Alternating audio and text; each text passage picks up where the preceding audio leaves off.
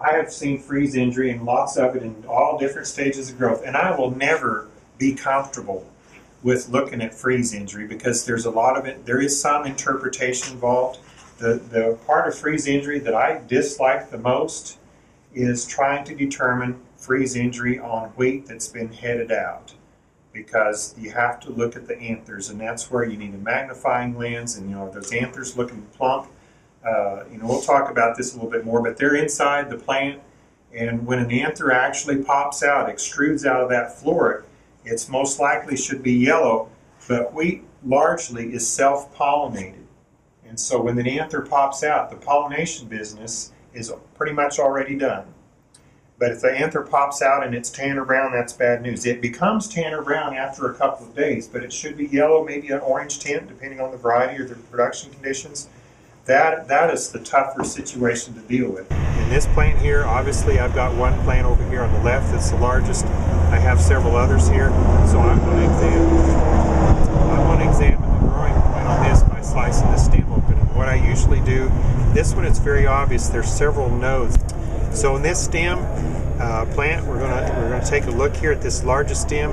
The reason we often focus on the largest stem is because if we're going to see the injury, the larger stem represents a more advanced stage of growth, which would be more sensitive to freezing temperatures. At this stage of growth, we would say this particular stem is probably susceptible somewhere around about in the mid-20s as far as temperature, especially if the duration is long.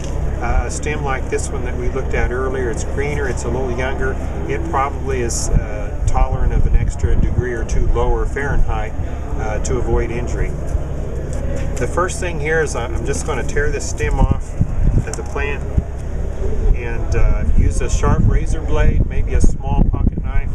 And what I do is I like to run my fingers up the stem. I can obviously see that I have a node here with my forefinger, and I'll run my finger up the stem just a little bit further, and I'm looking to see if I can feel another bump in there, which would be the growing point. In this case, it's quite a ways up. I felt a bump way up here, so that tells me that the growing point on this plant is up high. So if I had freezing conditions at this point, this growing point being up higher on the plant is much more susceptible to freeze injury.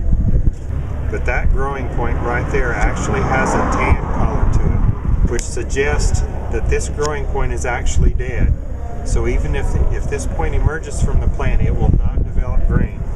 If it's white, then it may have not differentiated any color yet. When we like to see a little bit of, when it's about twice this size, maybe 3 times, we certainly see it be a yellow color, and we're looking for any tint of green. However, in this particular head, I have a question in my mind that I'm not so sure that I don't see it a little bit of a light tan color, and if that's the case, I may want to check this field, check stems like this. But if I was counting right now, I believe that particular growing point is questionable, and I think I'd put it on the side of being dead.